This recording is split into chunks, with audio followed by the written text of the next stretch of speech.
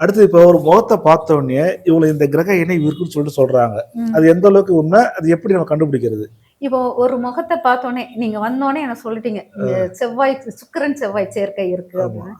எனக்கு ஒரு டவுட் என்ன எப்படி எப்படி எதை வச்சு எடுத்தீங்க அப்படின்னா நீங்க சொன்னீங்க ஒரு இணைவுகள் எல்லாம் சொன்னீங்க. ஒருத்தர் உள்ளுக்கு வரும்போது ஒரு அன்னார்மலான முடி, அன்னார்மலான தோற்றல் இருக்குது.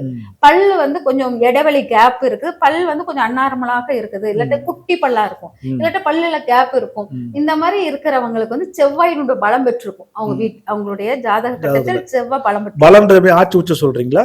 பலம்னா பலம் பெற்றிருக்கு. சாரி, பலம் இல்ல, செவ்வாய் வீக்கா இருக்கும், ரொம்ப வீக்கா இருக்கும். வீக்கா இருக்கும்னா நீச்சமா இருக்கும். இல்லாட்ட கணவன் இந்த இப்படி வர்றாங்க, ஒரு புருவம் வந்து சரியில்லை, ஒரு மாதிரி பல்லு சரியில்லை, அப்படி இருக்கிறவங்களுக்கு வந்து நம்ம கண்டுபிடிச்சிடலாம். அதே மாதிரி அவங்க எலும்புகள் வந்து நம்மளுக்கு பலவீனமா தெரியும். அவங்க வரும்போது அந்த தோற்றத்துக்கு எலும்பின் பலவீனம் தெரியும். அப்போ வந்து அவங்க பார்க்கும்போது நம்ம கண்டுபிடிச்சலாம் இங்க செவ்வாய் வீக்கா இருக்கு அப்படிங்கிறது. அப்போ அவங்களுக்கு அவங்க வர்ற நேரத்தில் அவங்க வந்து செய்யற செயல்கள் சில சமயத்துல இப்படி இமையில கை வைப்பாங்க, சில சமயம் பல்லுல இப்படி கை வைப்பாங்க. அப்போது கண்டிப்பா கணவரால் பிரச்சனைகளோடு வந்திருக்காங்க. அப்ப இவங்களுக்கு இந்த கணவன் முருகருடைய வழிபாடு இவங்களுக்கு ரொம்ப முக்கியம்.